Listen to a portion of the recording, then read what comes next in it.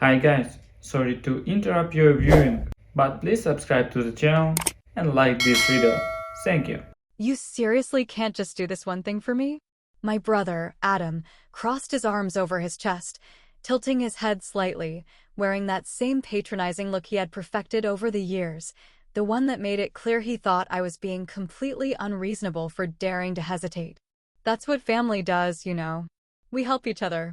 His voice was coated in condescension, like he was speaking to a child throwing a tantrum, not his fully grown, financially independent, adult sister who had every right to say no. I had barely even answered the phone before he launched into his request.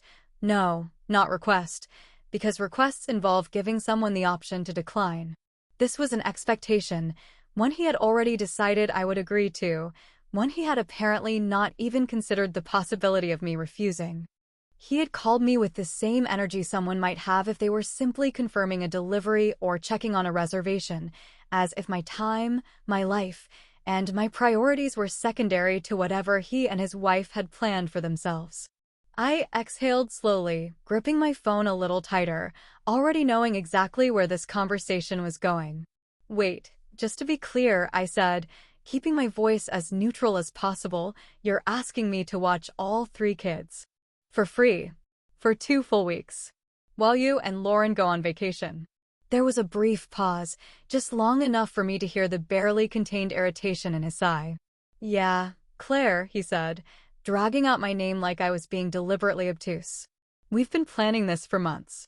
It's our 10-year anniversary, and we really just need the time away, you know? A break. Some time to unwind. I figured you of all people would understand that. I of all people. Right.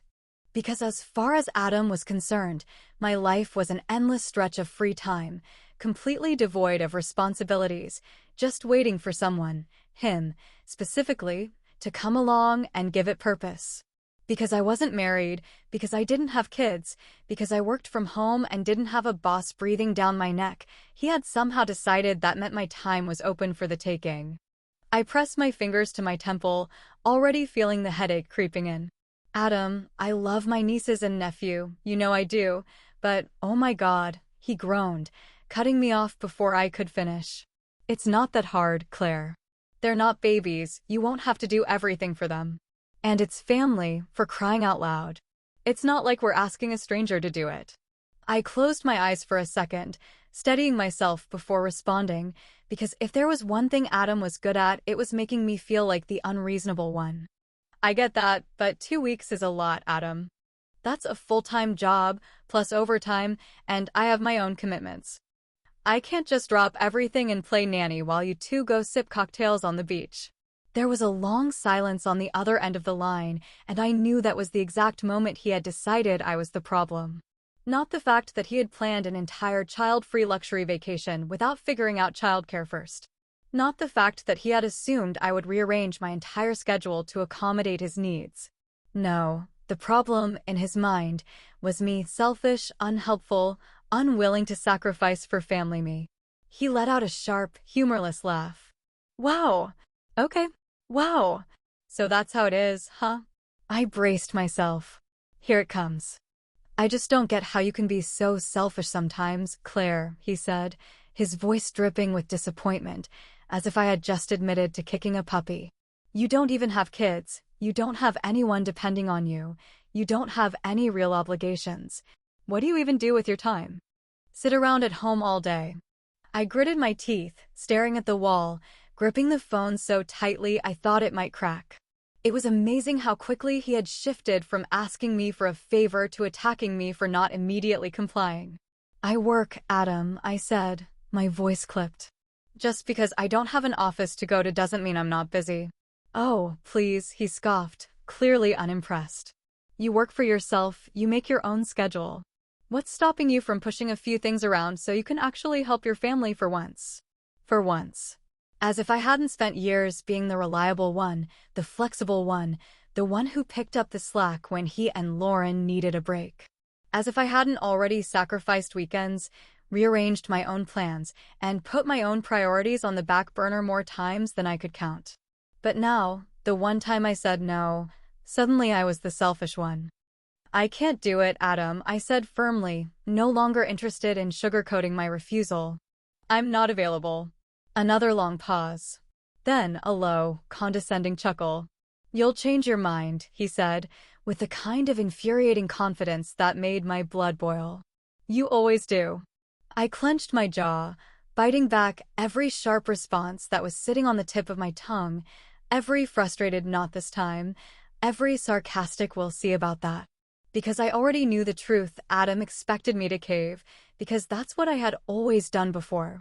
He had spent his entire life assuming that his needs would always come first, that family meant his family, that his problems became everyone else's responsibility, while mine were barely worth acknowledging. And that was fine, because I already knew exactly how this was going to play out. I just had to wait. It didn't take long for word to spread, because in my family, no disagreement ever stayed private for more than a day before morphing into a full-scale intervention, complete with unsolicited advice, thinly veiled guilt trips, and the kind of emotional manipulation that made you question whether standing your ground was even worth the effort. It was a skill my mother had perfected over the years, always managing to present her disappointment in a way that sounded gentle and reasonable, as if she was simply trying to help me become a better person instead of pushing me toward whatever outcome she had already decided was the correct one. I should have seen it coming the second I hung up on Adam, because if there was one thing he was good at, it was making sure he never had to fight his own battles alone. Instead of accepting my decision like an adult, he had obviously gone straight to our parents, spinning some dramatic version of events where I was the cruel, ungrateful sister who had selfishly refused to help him in his greatest time of need, completely ignoring all the times I had dropped everything for him before. The first call came less than 24 hours later, my mother's voice soft and sweet, laced with that careful concern that always made me brace for whatever was coming next. I just talked to Adam, she said, as if she had casually stumbled upon this conversation instead of dialing my number with the explicit purpose of discussing it. He mentioned you told him you couldn't watch the kids, and I just wanted to check in and make sure everything's okay. I sighed, pinching the bridge of my nose, already exhausted. Everything's fine, Mom, I said, knowing full well that no answer would be enough to satisfy her until I gave her the one she wanted to hear. There was a slight pause, just long enough for her disappointment to settle in before she continued. I just think. I mean, Claire, he's your brother, she said, as if I might have somehow forgotten. And you know how much they've been looking forward to this trip. They never get time away together, and you're really the only one who can help. It's just what siblings do, sweetheart. That phrase, what siblings do, was a familiar one, a well-worn tool that had been used in my family for as long as I could remember. It was never spoken in an outright demand, never framed as a command, but instead presented as an undeniable truth, a simple fact of life that only a heartless person would dare to argue against. I had heard it when I was 16 and Adam had needed help with his math homework, even though he had spent the entire day making fun of me in front of his friends.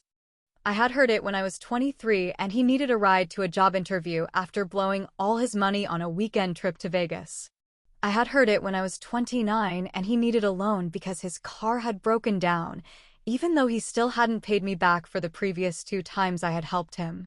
And now, at 38, I was hearing it again, because apparently, what siblings do always meant what Claire does for Adam, never the other way around. I forced a smile, even though my mother couldn't see it, keeping my voice calm and pleasant. I know they've been looking forward to it, Mom, but I never said I would do it. He assumed. Another pause, this one longer, heavier, like she was trying to decide how much further she wanted to push. I just think, she finally said, carefully, that maybe you're being a little stubborn about this. It wouldn't kill you to be nice. And there it was, the classic move, the subtle implication that by standing my ground, I wasn't just making a decision for myself, but actively choosing to be unkind. That I wasn't simply setting a boundary, but instead punishing Adam for no reason other than my own selfishness. I wanted to argue, wanted to remind her of all the times I had already been nice, of all the times I had done exactly what was expected of me, of all the times Adam had taken and taken without ever once considering what I might need in return.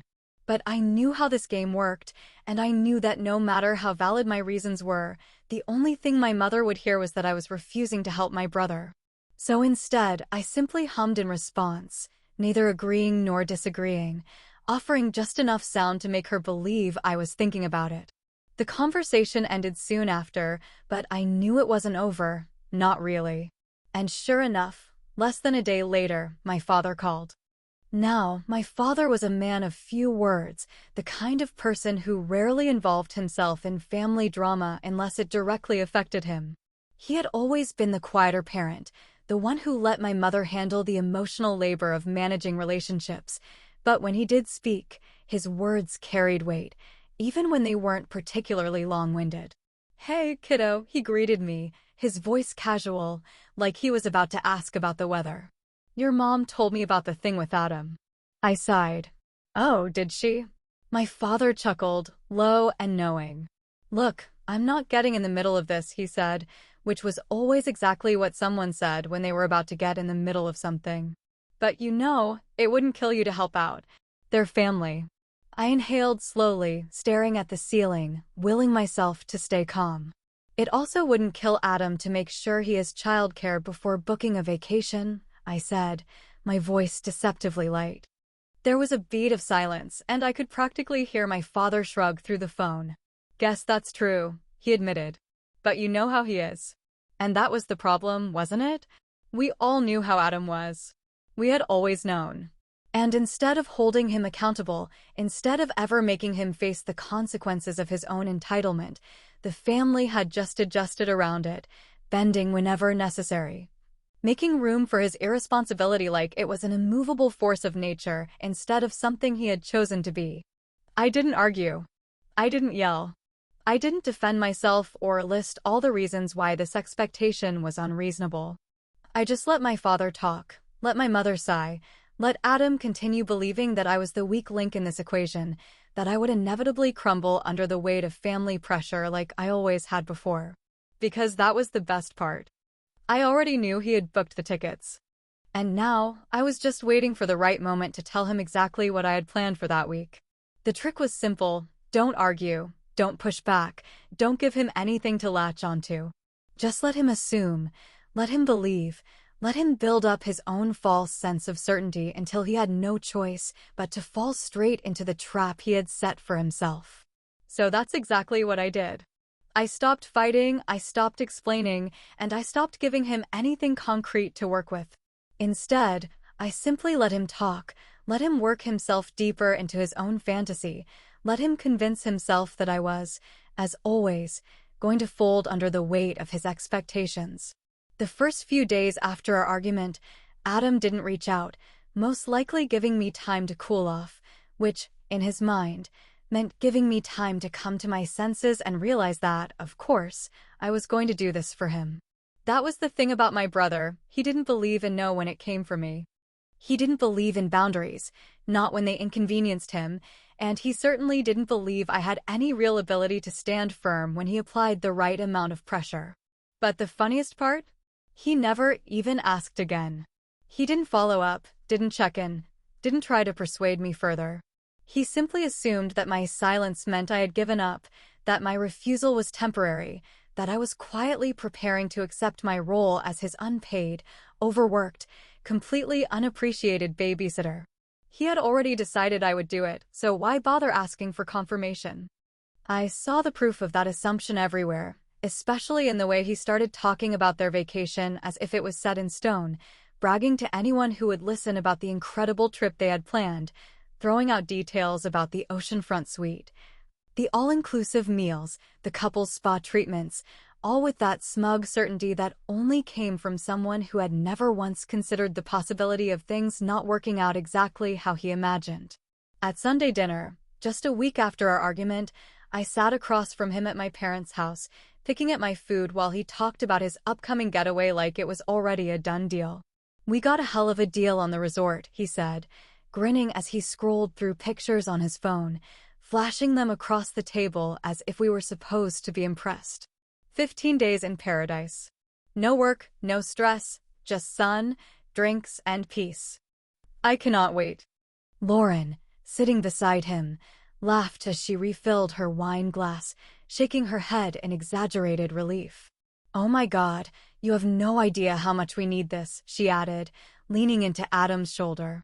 "It's been forever since we had a real vacation, and with 3 kids, you can imagine how crazy life gets. We're just so lucky we have family to help out." She shot me a pointed smile over the rim of her glass, as if we were sharing some inside joke, as if I had already agreed, as if I was just sitting there, quietly accepting my role as their free childcare provider while they indulged in 15 days of uninterrupted luxury. I could have said something. I could have corrected them right then and there, could have told them in no uncertain terms that they were about to have a very expensive problem on their hands when they finally realized they had no one to watch their kids. But I didn't, because that wasn't the plan. The plan was patience. The plan was waiting. The plan was letting them believe they had already won. Adam had always been like this, had always operated under the assumption that his needs came first, that everyone else would adjust, that his problems became our problems while ours remained solely our own. I had lost count of how many times I had been put in this exact position before, always expected to clean up after his messes, always expected to accommodate him without hesitation, always expected to sacrifice without complaint. I thought back to the time he had needed to borrow money years ago, back when I was still naive enough to believe he actually intended to pay me back. He had called in a panic, his voice dripping with desperation, spinning a story about how he had hit a rough patch and just needed a little help to get through the month. I had wired him over $1,000 without a second thought, convinced that he was genuinely struggling. But, of course, I later found out that he had used the money for concert tickets, a new gaming console, and a weekend trip with his friends. And when I finally confronted him, he had laughed. He had laughed in my face and told me, "Come on, Claire, you make good money. You don't need it back." I had learned my lesson that day. And now, as I sat at that dinner table, watching Adam and Lauren talk about their tropical paradise, watching them sip wine and bask in their own entitlement, watching them act as if I had already agreed to every single part of this ridiculous arrangement, I knew one thing with absolute certainty. This was going to be so much better than getting my $1,000 back. I waited. I let them book the flights, let them choose the fanciest resort, let them plan their spa days and snorkeling excursions, let them put down a non-refundable deposit that cost more than my monthly rent. I let them talk and talk and talk, let them gush about how excited they were, let them walk further and further into the exact trap they had set for themselves. And then, just a few days later, once everything was locked in, once they had paid in full, once they had fully committed, I sent a single text. "Oh, by the way, I have plans that week." I could almost hear the panic through the phone. The reaction came faster than I expected, almost as if Adam had been sitting by his phone, ready and waiting, convinced that any moment now, I'd come to my senses and tell him what he wanted to hear. Instead, what he got was a text that shattered the smug little fantasy he had built in his head, leaving him scrambling for answers he should have had before locking himself into a non-refundable, extravagant getaway. First, it was the texts rapid fire, one after the other, each more desperate than the last. "Wait. What? What do you mean you have plans? You never said that before. Claire. Call me." The calls came next. 3 in a row, then 4, then 5, my phone buzzing angrily on the kitchen counter while I stood at my sink, casually sipping coffee, watching the chaos unfold in real time without feeling the slightest bit of guilt. I let the calls go unanswered, let the panic settle in, let him sit in the uncertainty of his own making, knowing full well that every passing minute only added to his growing anxiety. Then, after what must have been the longest 10 minutes of Adam's life, came the voicemail. I put him on speaker, leaning back against my counter, folding my arms as his voice, sharp and strained, spilled through my kitchen, a barely contained mixture of disbelief, frustration, and sheer entitlement. "Claire, are you freaking kidding me right now? You knew we had this planned. You knew we were counting on you. What the hell do you mean you have plans? Why wouldn't you say something sooner? Why would you wait until now to drop this on us? I swear, you are so unbelievably selfish sometimes. Just call me back. We need to fix this." Now, I smiled. There it was. Not a single moment of self-reflection, not an ounce of accountability, not even a shred of acknowledgement that he had assumed I would sacrifice my time without so much as a conversation. Just pure, unfiltered rage that his own carelessness had finally come back to bite him. I waited another 10 minutes before responding, taking my time, enjoying the rare pleasure of watching Adam feel powerless for once in his life. Then, when I was sure he had stewed in his own frustration long enough, I sent a text. Sorry, thought I told you. Have fun though. The silence that followed was deafening.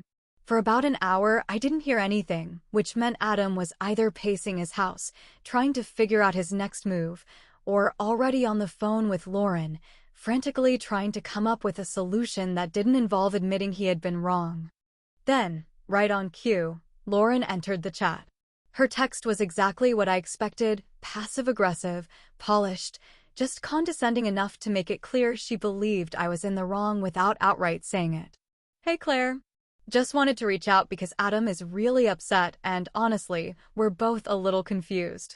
We really thought we could count on you for this, and it's just really disappointing to hear otherwise. I know you're busy, but this is family, you know? Anyway, I'm sure we can figure something out. Let's talk soon. I didn't respond. Instead, I let my phone sit untouched on my counter, let them both sit with the uncomfortable realization that they had never actually confirmed anything with me. Let them process the fact that they had built this entire vacation on assumptions and expectations rather than actual conversations. And the best part? Our parents, who had originally taken Adam's side, who had so sweetly nudged me to just be nice, were now realizing the truth. It started with a simple call from my mother that evening, her voice hesitant, her words carefully chosen, no longer carrying that same guilt-laced tone from before. "Sweetheart," she said, almost cautiously, "Adam called us earlier. He seemed really upset."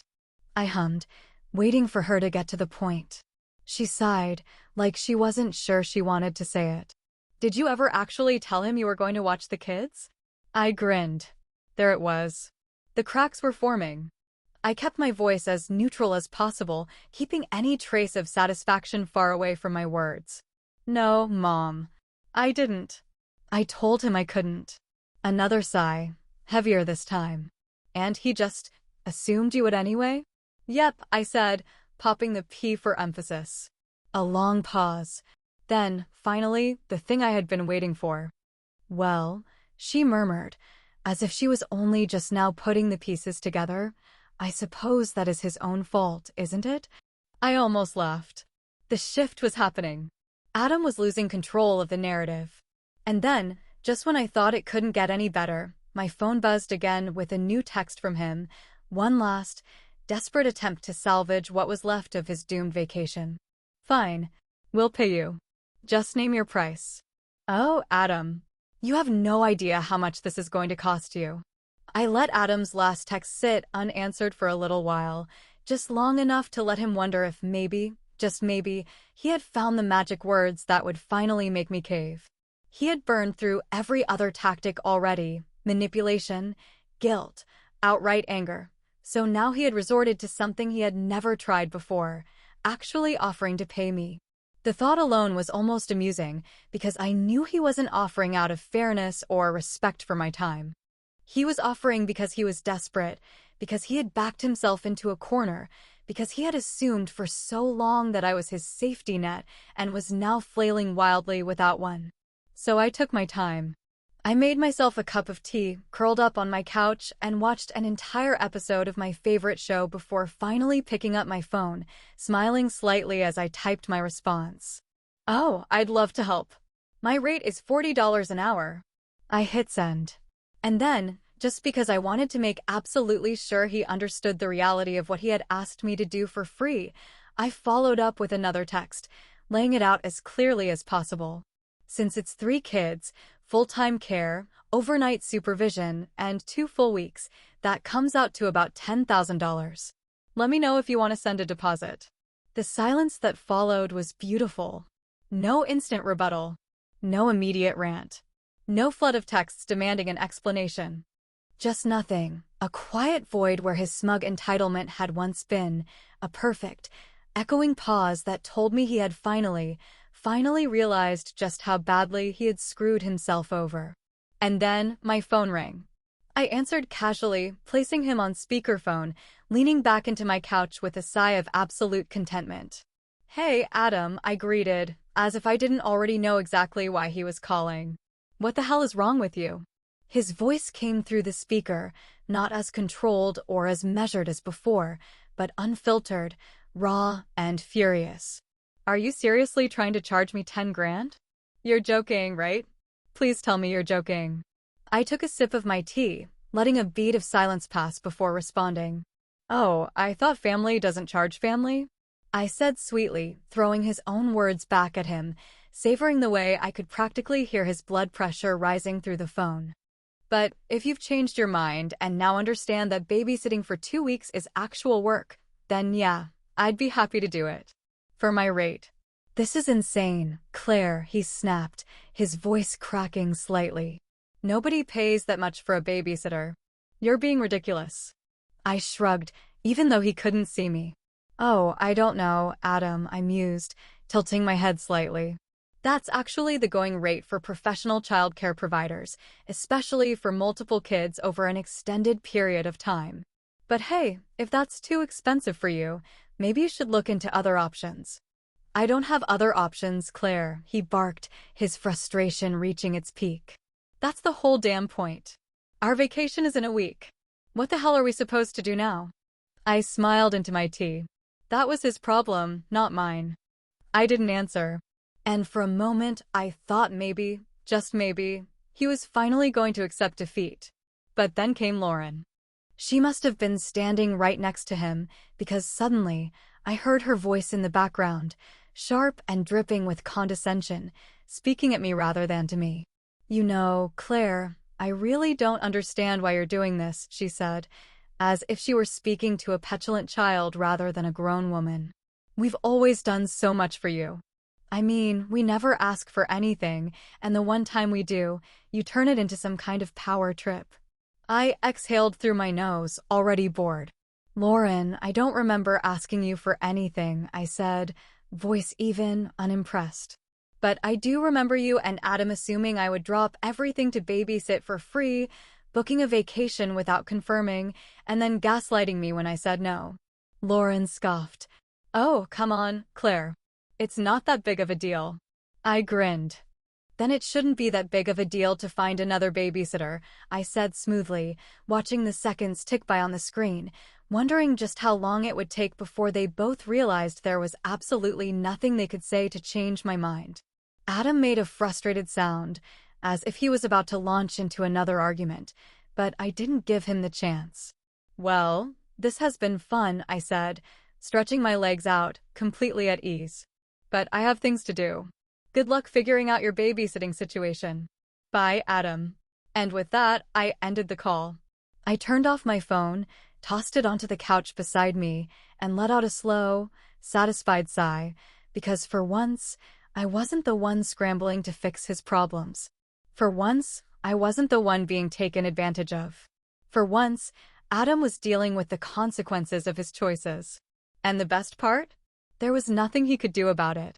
Because funny enough, the people who scream the loudest about family obligations are always the ones who offer the least in return.